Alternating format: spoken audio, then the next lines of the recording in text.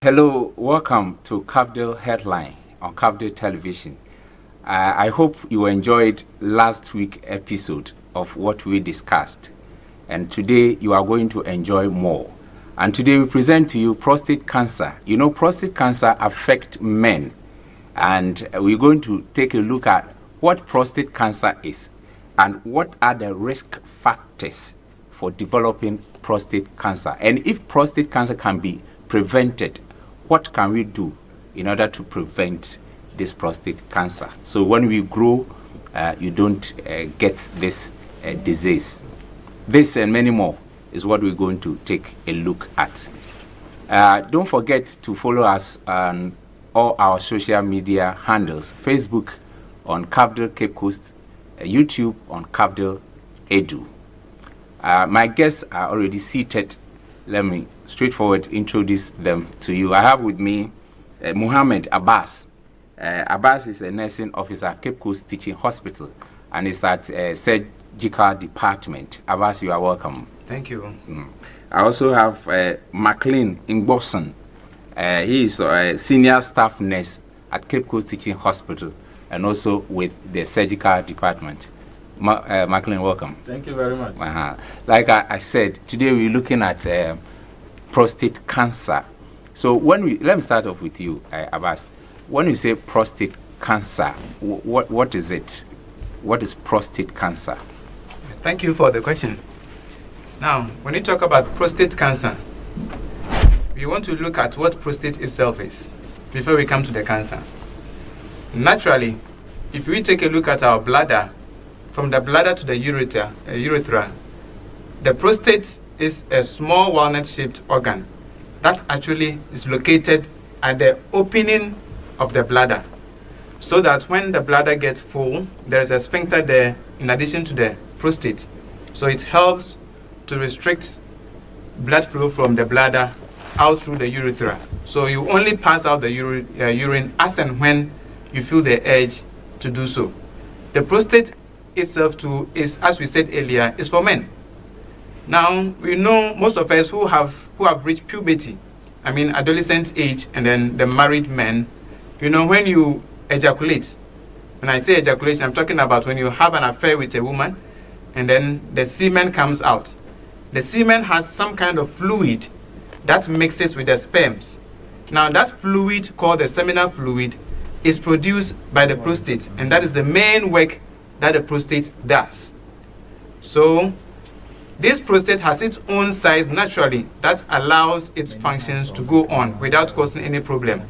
Now when this prostate becomes cancerous, that means that the cells that makes up the prostate is what has actually involved in cancer formation, meaning it has grown abnormally. It has multiplied in its numbers abnormally, and that has increased in the size and causes the cancer.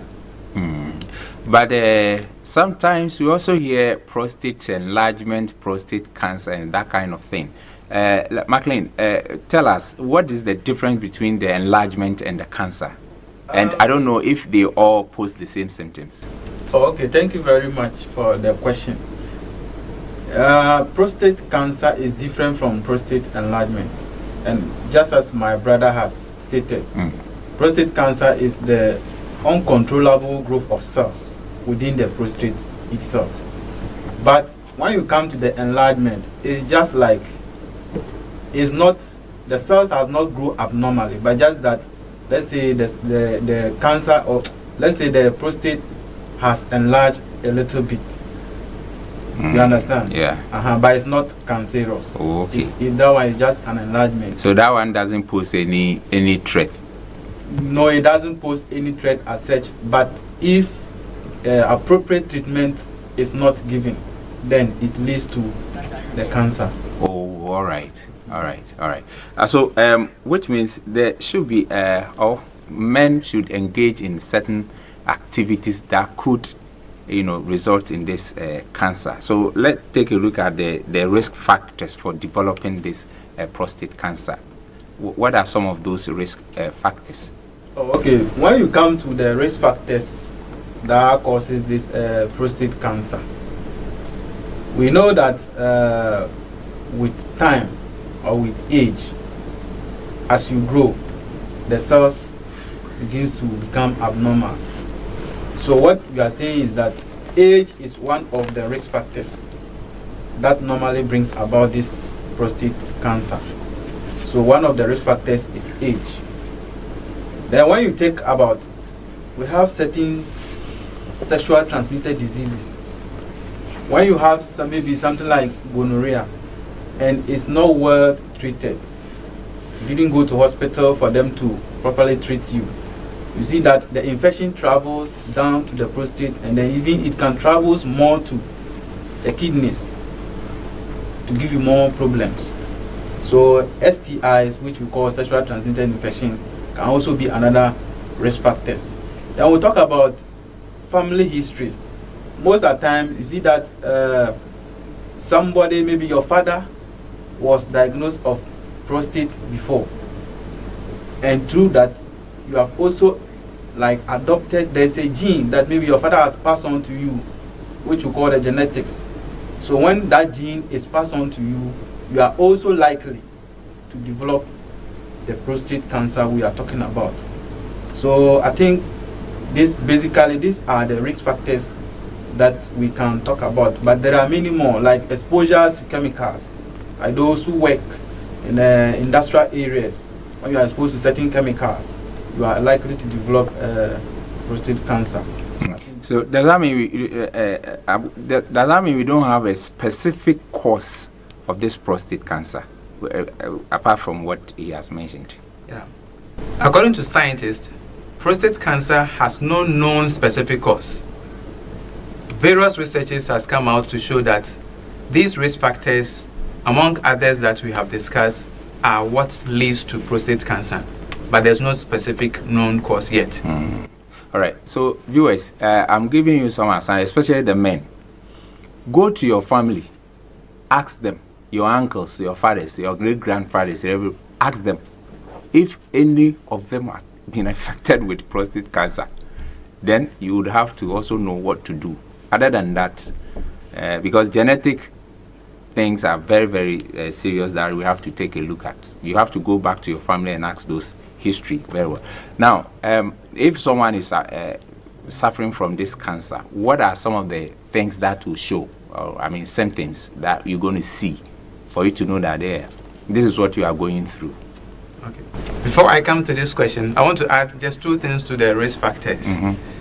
Smoking, which we all know is gradually becoming the fashion of the day among the youth. Smoking has been found to be one of the risk factors because of the carcinogenic chemical that is found in smoking. It's very serious when it comes to prostate cancer and cancers in general. With this smoking, is it the shisha smoking or the cigarette smoking? Which of them? Because the cigarette smoking, the weed, cocaine, those ones.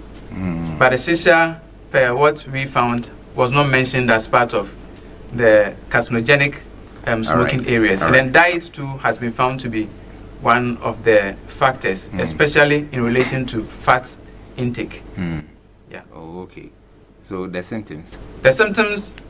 Now, when, as I said earlier, about urination, when the prostate cancer is developed, we have urinary symptoms that one gets, which should expose or alert the individual, men, to know that something is going wrong with regards to my system. First, we have the obstructive symptoms. When the prostate becomes cancerous, enlargement is part, and then it obstructs the urethra through which the urine passes through. So when your bladder gets full and then you have the urge to urinate, when you go out there to urinate, you realize that you have the urge, but the urine is not coming. You have to force it before the urine comes. Then we have hesitancy. The moment you feel the urge to urinate, if you don't rush to urinate, you may end up urinating on yourselves. So you'll be rushing to urinate. That's the hesitancy. Okay. Hesitancy. Yes. And then sometimes you may have blood in your urine. We call it as hematuria. And then you may have blood in semen after ejaculation. You may see blood in your semen as well. Then also you have what is called reduced urine stream. You know, as normal person, when you go out there to urinate, you realize that when you start to urinate, the urine comes with a certain force, and then it goes in a certain direction. It rises up, and then the urine begins to go down on the floor. But in the case of the prostate cancer person, as you start to urinate, the urine doesn't come with that kind of force. There's some form of weak stream. Just on untumba ewo ntamdo. Oba na why dem orukufum kakra na hwe mpa na watoro so no kra Johnson no akwekugum. Yes, that's what I'm trying to put across. Then you also have what is called urinary dribbling. Now when you go and then urinate, the way you felt like urinating, you were expecting, like if there is a cup there for you to urinate, you were expecting that the cup should be full. But you urinate like half of the cup, and then the urine doesn't come again. You think that you are done. There's always urine inside. Once you are putting your urinary organ, your penis inside your boxes, you see urine dropping from your penis small, and that is what is called the urinary dribbling. And these are some of the symptoms of the prostate cancer. And again, we have, when it's become cancerous, as we said, it spreads to the surrounding organs within the system. So you may have some kind of pain within your pelvic area that radiates. When you say radiate, the pain descends down to your legs, because the cancer tries to invade the bones of the pelvis as well as the legs. So the person will be feeling some kind of pain within the pelvis and then the legs as well. So when you're a man and then you begin to find this kind of symptoms, then you need to rise up and then move to the hospital. And it's an indication of prostate cancer.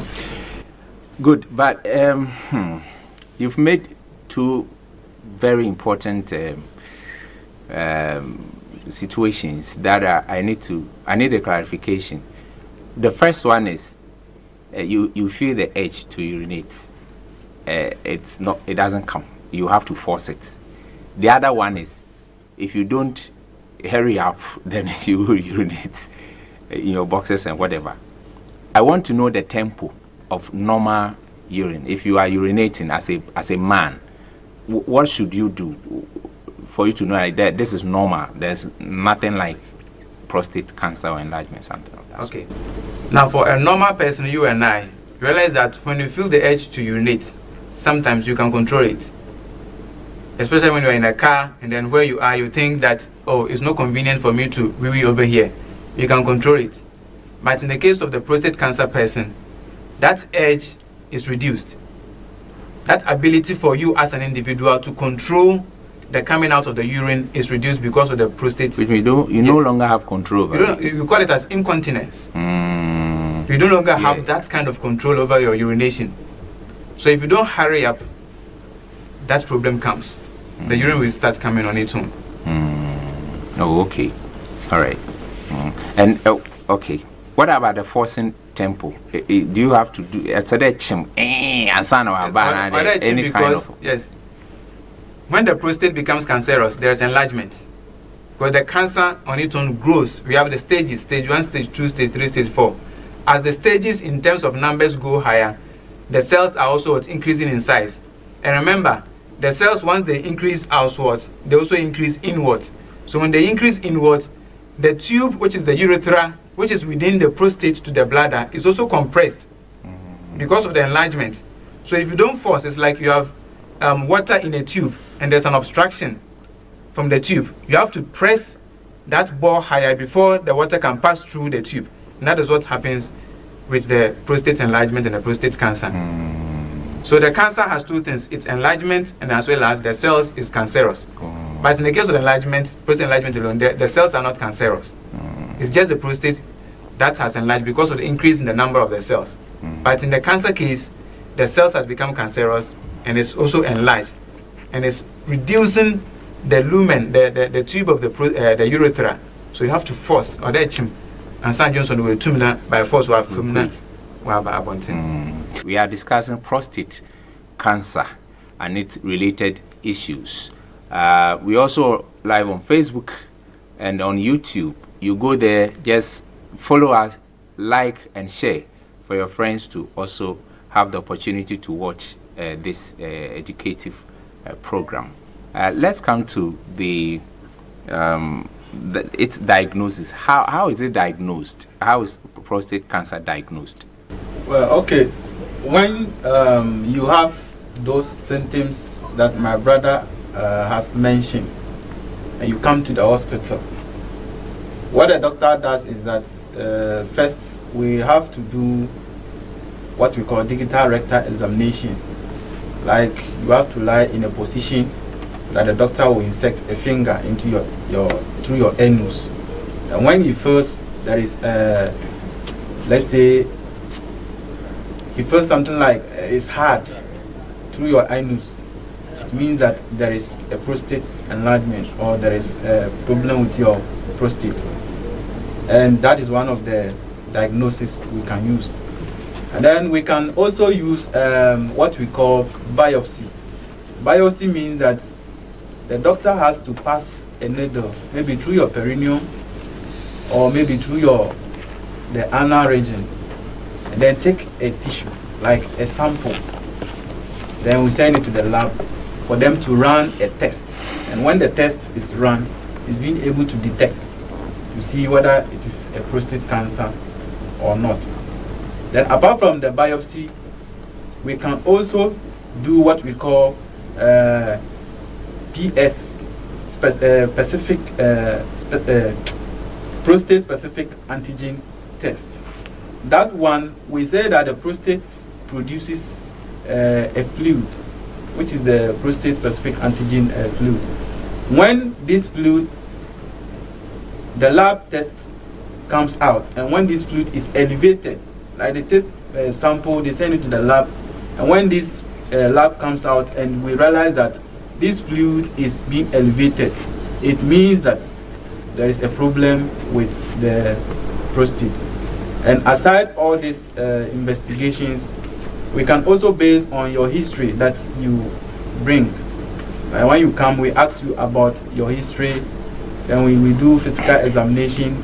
Like the doctor does some palpation on your prostate, like he does some palpation and then check out to see what is actually wrong.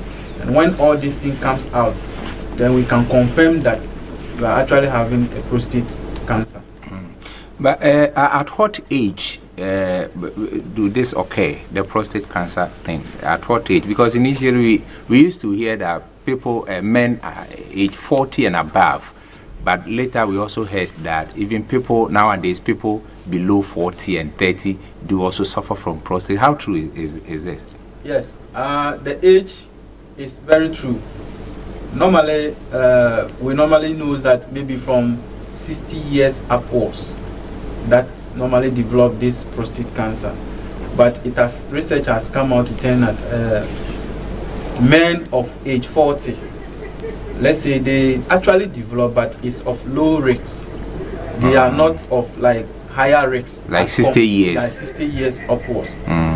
So when you attain that age, like age 40, you are likely, but the probability of you developing it is not 100%. Then when you get to 50 years, you are slightly, like you are likely to get it, but it's also not the actual age, or maybe it's not rightly confirmed that maybe you can develop it at that age. But from 60 years to 65 ongoing, that's one a confirmed age that you can actually develop the prostate cancer that we are talking about. But there are some people at age 60 and above who are free.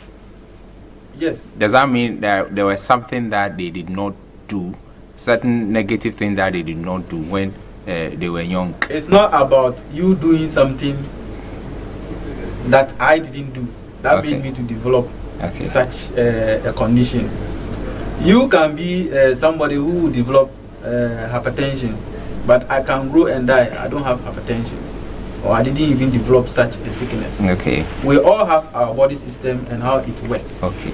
So it's not about somebody getting age 65 and he didn't develop prostate. Why am I developing prostate cancer? So it's about our makeup, the makeup of our body system. All right. It's not about something that you do that maybe. But as we discuss about the risk factors that we are talking about, when we realize that maybe your family, there was maybe some form of history of that prostate, or maybe you actually had some sexually transmitted infection disease that you didn't follow up to treat it well, then maybe you can develop such a condition. So age is not about this one having and I'm not having. I think we'll come to the lifestyle. How does the lifestyle factors, for example, our diet? You've been mentioning of diet. Yeah. Diet and exercise impact, the risk of developing prostate cancer. But before that, I had wanted to ask one question, but I think it has escaped me. But when I remember, I will let you answer it, because I need a clarification on that as well. So let me come to our lifestyle in terms of diet and exercise. How does it impact the risk of developing prostate cancer? All right, thank you. Weight. I mean, when I say weight, we are talking about the weight of a human being measured either in pounds or kilograms. So being 40 kilograms, 50, that is what I mean. Weight is also part of the risk factors.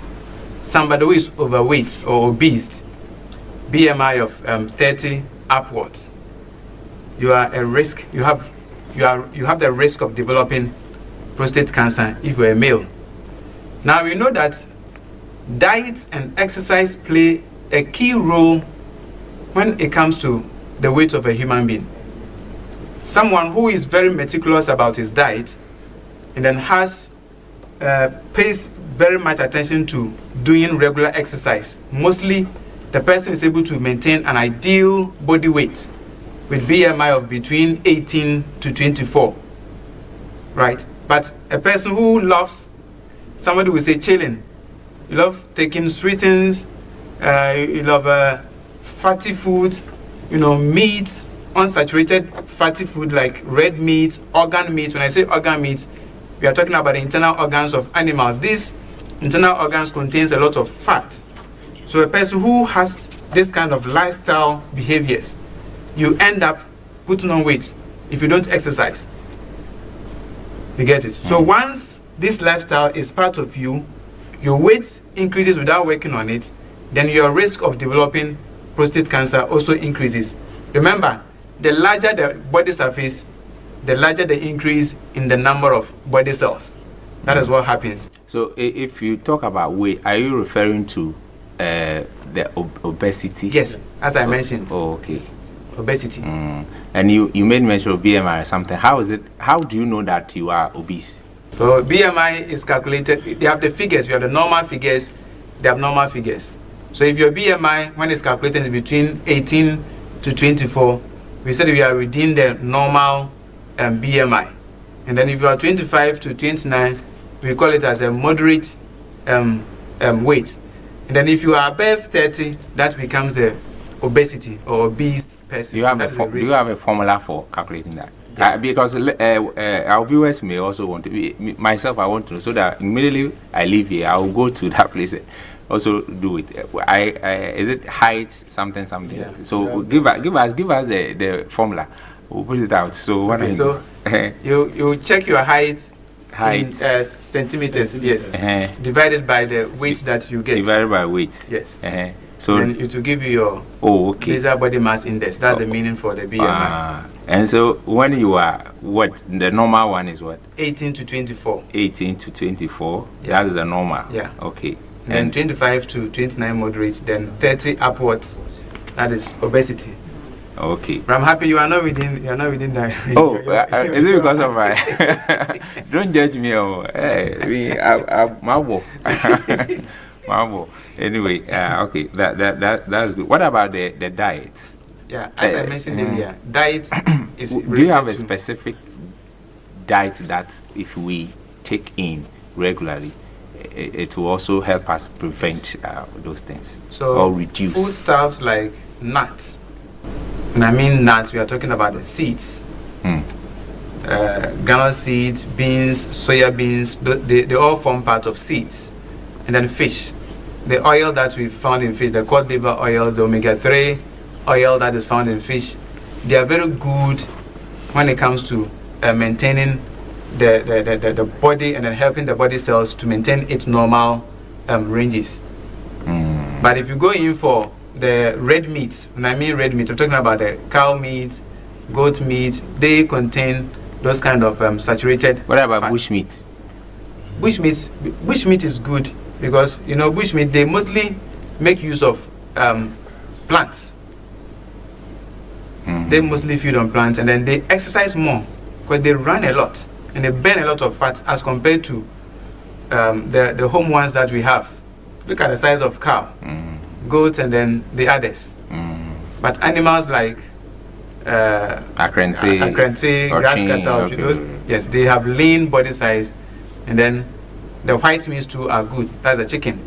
Yes, they're also good, but the red ones are. So if you take in what do you call it, bush meat regularly, it will not give you any problem. It's okay. But we know that too much of everything is bad. I have a friend. I know Busum Bias also now no brain and I. Oko trouble by no more jigunese.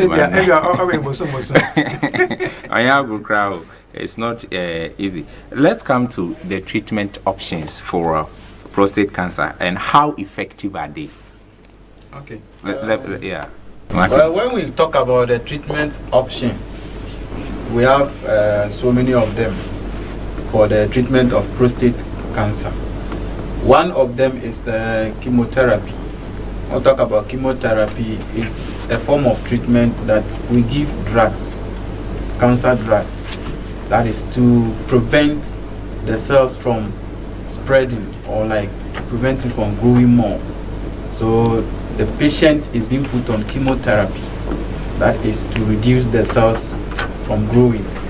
We also have another one called radiations. That is another form of cancer treatment therapy.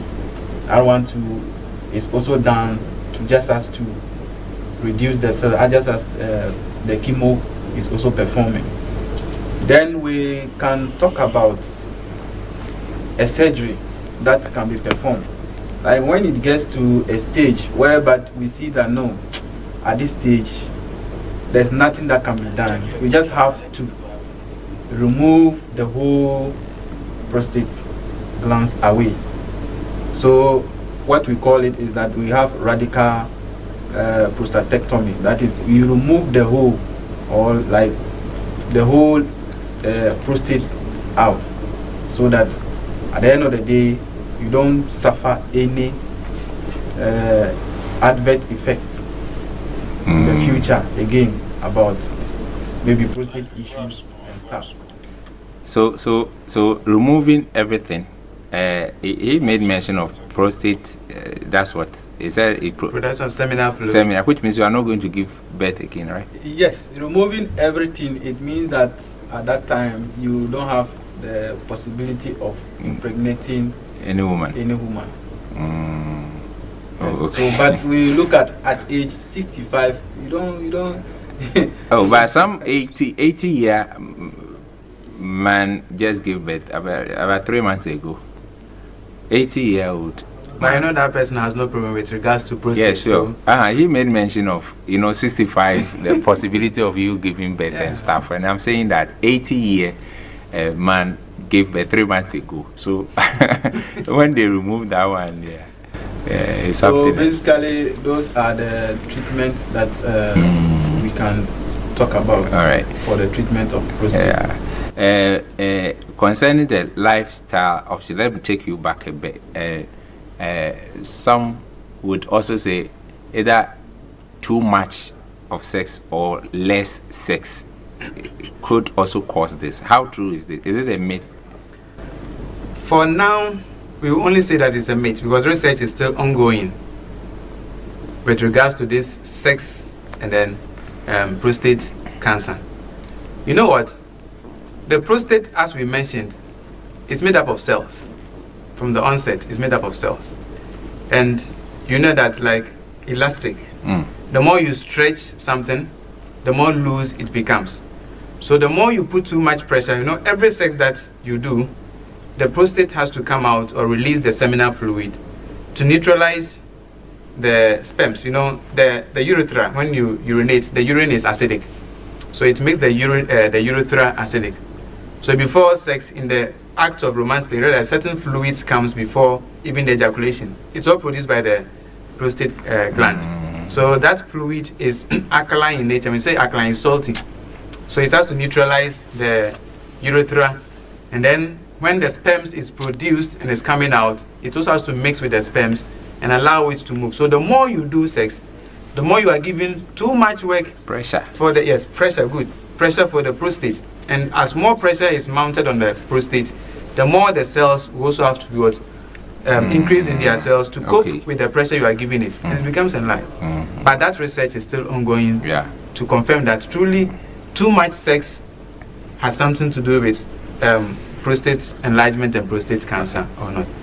Okay, that's good. But I also want to know whether it has a link with kidney disease, if prostate has a link with kidney, because if you don't urinate and it is the kidney that produces that whatever, so does it have a link? Yes. If you have a prostate cancer. If you have prostate, no, cancer will come with enlargement. Okay. So the two mostly goes. Okay, if you together. have a problem with your prostate, Yes. does it have a link with the kidney? Yes, it has a link with your kidney. Now we know that, as I said earlier, the prostate is located at the opening, we call that orifice, of the bladder, where the urethra joins the bladder at the sphincter. Now, when it is enlarged or it becomes cancerous, there's enlargement. So the opening of the bladder is reduced. So urine buildup in the bladder after it's being produced by the kidney.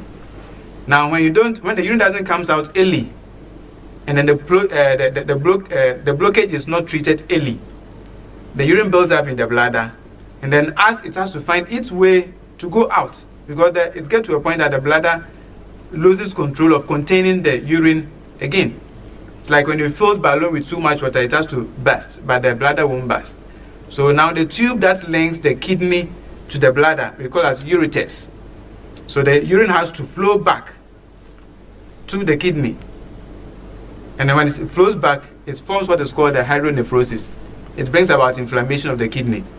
Because the urine that comes out contains waste products, which is toxic to the body. That's why you have to urinate for it to come out.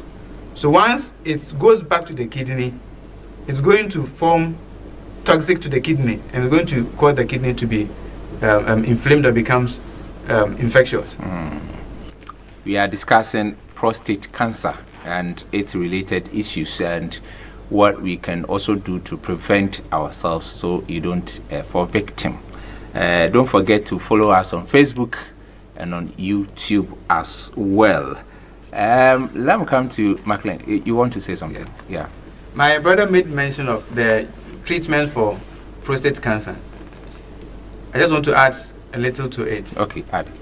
Now, when we come to the treatment, prostate cancer comes in stages, depending on the stage that the patient reports to the hospital. If you go in when you are in stage 1, stage 2, the chemotherapy, which is the cancer drugs, the radiotherapy, and then the surgery is not done right there. There are medications that are given initially. That's a pharmacological treatment. It's given initially just to reduce the cells that are producing. But when you take in those medications and still your body is not responding positively to that treatment, then the last options are either the surgery, chemotherapy, or the radiotherapy. So let's viewers keep that in mind. So anytime you have those urinary symptoms, report to the hospital early, have those medications given rather than waiting, resorting to other areas, and before you go there, then the cancer has gotten to maybe stage 3 or stage 4, where those drugs will not work for you. And the options that you may have is just the cancer treatment. I was going to ask, how does stage 1, 2 feels and 3, 4 feels? How does it feel? Okay, with stage 1, stage 2, stage 3. So let me start from stage 1. Stage 1 is just like the initial formation of the cancer. So you will see the prostate cells there, and then the cancerous cells is just within the prostate gland, very small one. At that moment, the prostate hasn't enlarged so much. So you may not have those symptoms. Sometimes you say that at the initial stage, the problem is asymptomatic. It has no symptoms. at the initial stage, you may think it has no symptoms. So there's a part where you see that screening is very important. When you reach age 40 years going, you need to do PSA screening. That's a prostate specific antigen test. From 40 years as a man, you need to start doing those tests. So those tests will help us to be able to know the levels of your PSA, and that will help us to know the stage that you have gotten to, right? Because at that stage of the stage 1, stage 2, the PSA will still be elevated at a certain range. But if you wait, when you get to stage 3, where the levels have gone too high, that is when you begin to have the urinary symptoms, the hesitancy, the urgency, the frequency, the dribbling, and blood in the semen and urine occurring.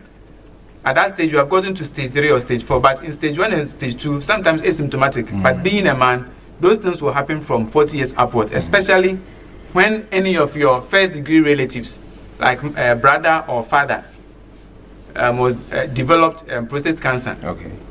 You get it? Yes. That's how it is. So at this point, when should men seek medical attention? That start from age 40 years. You don't wait till symptoms begin to appear. The medical attention will come when the symptoms have started. That is when you'll be having the urinary symptoms.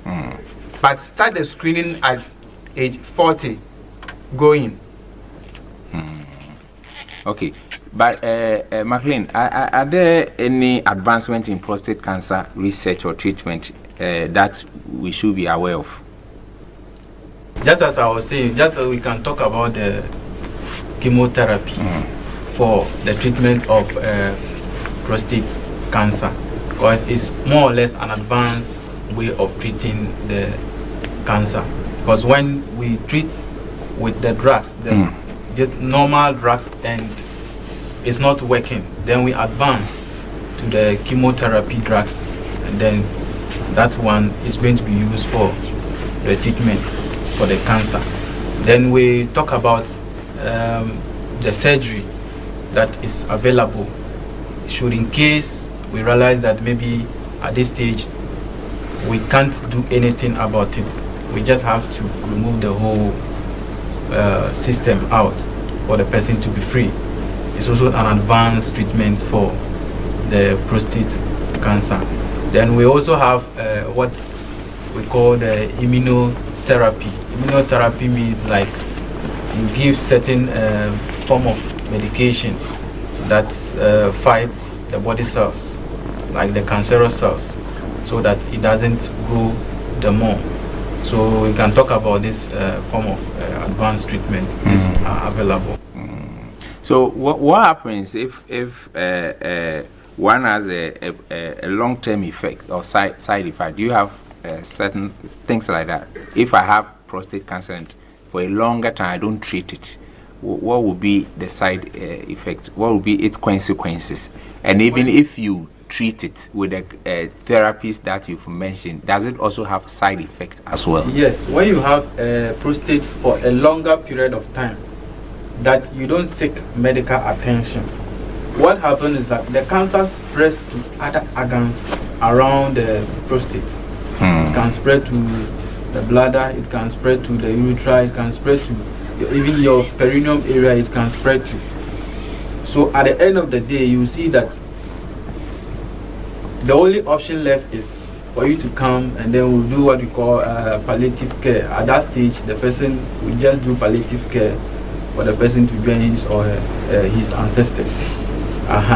But when you talk about the effect of the treatment, like the chemotherapy, you know that too much of everything is also bad.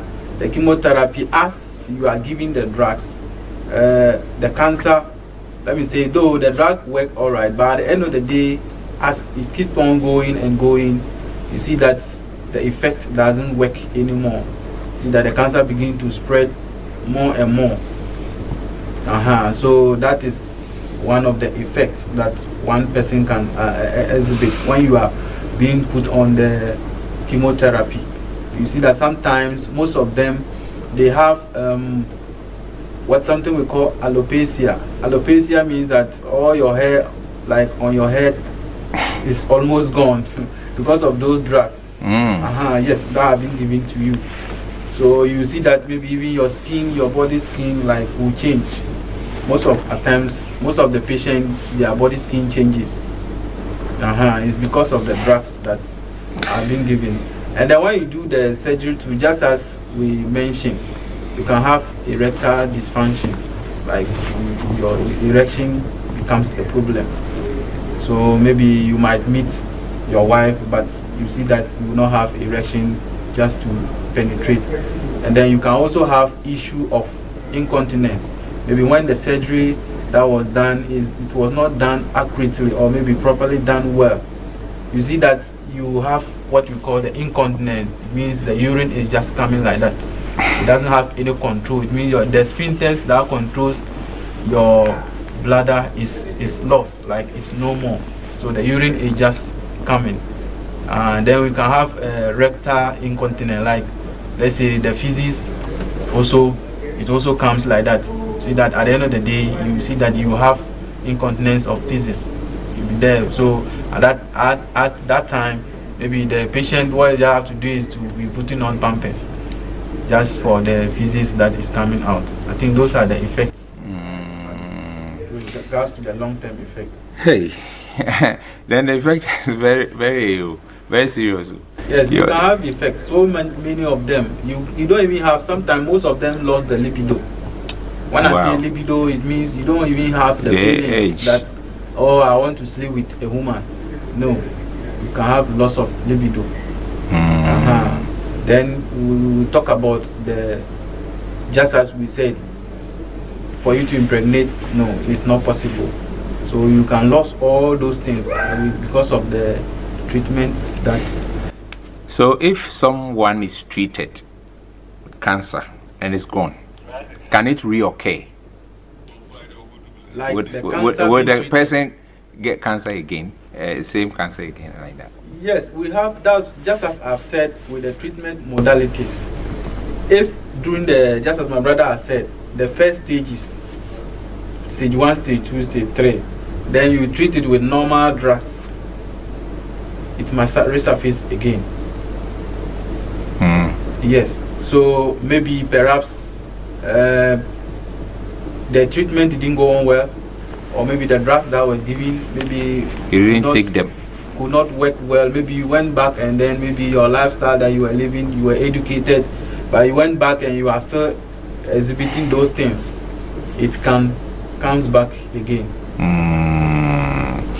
But about in terms of age and the screening, do you have any recommendation for that? Yeah. As I said earlier, for those who have first-degree relatives, so like your father or your brother who is older than you, was diagnosed of prostate cancer, you need to start screening in terms of age from 40 years.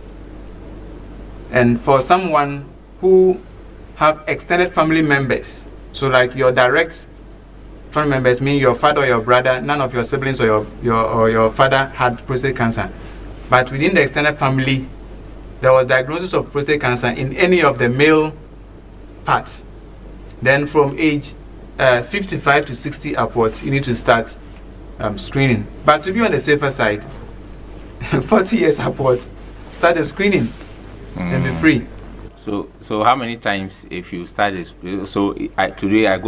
How long should it take me to go back for another screening?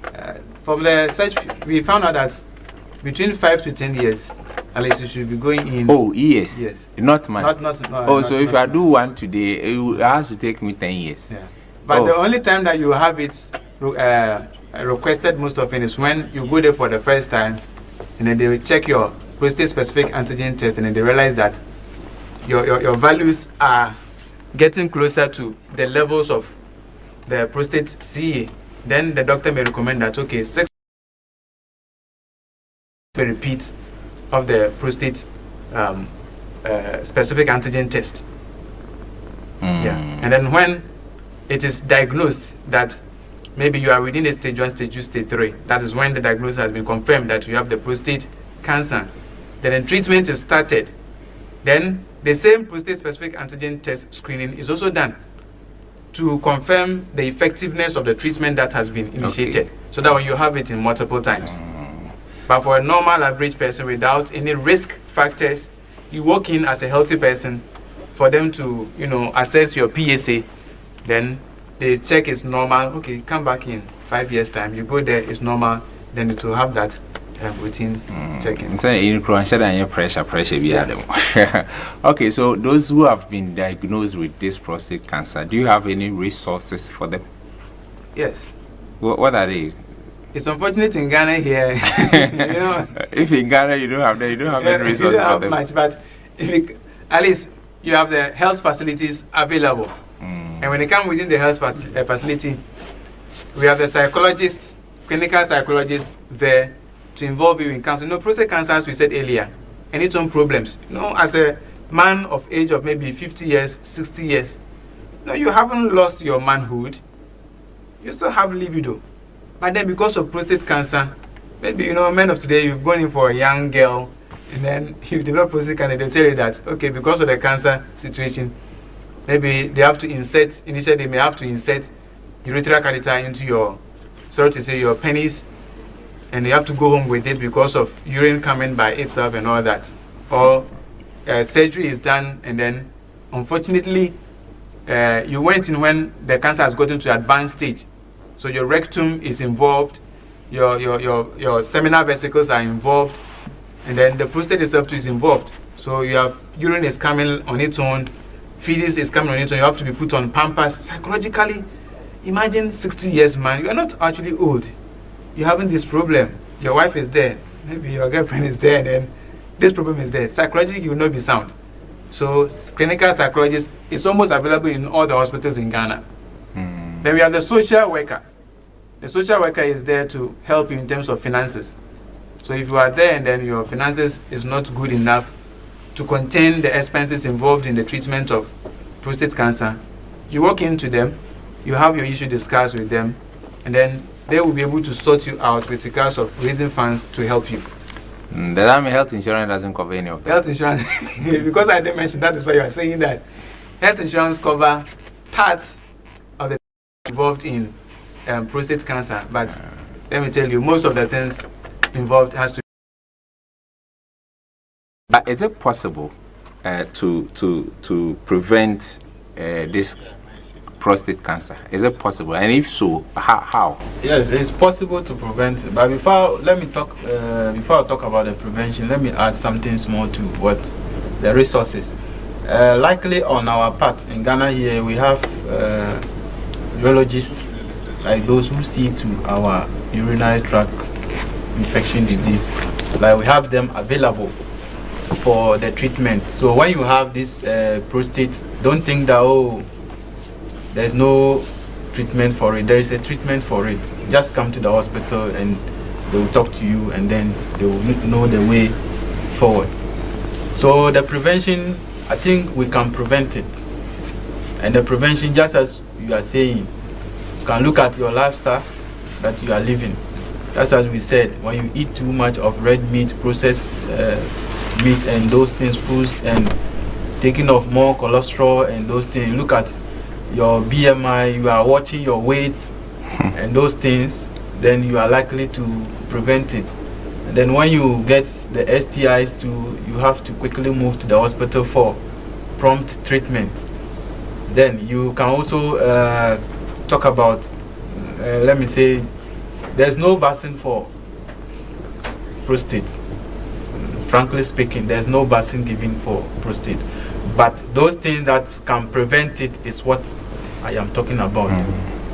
Watching at your diet, and then you do some exercise, looking at your lifestyle that you are living, prompt treatment of STIs and those things, then you are free to go. My brothers, including the viewers who are watching this program, if you are a man and then you have the perception that, let me say, excessive sexual affair has a link when it comes to prostate enlargement and prostate cancer, my brother, you are deceiving yourself. The more you do, the more you enhance the cells from what? Increasing in numbers. We call it as proliferation. There will be abnormal proliferation of the cells within the prostate. I know of a patient years back, at the age of 25, he had that problem. But he was a friend and I know his lifestyle. And his lifestyle is one of what I just spoke of.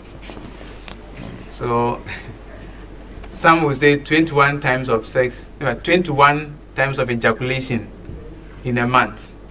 Research is still going on. I wouldn't sit here and say yes or no. Sex is good for the prostate health. And in general, it's also good for the human body, both male and females. It's good for you to stay healthy.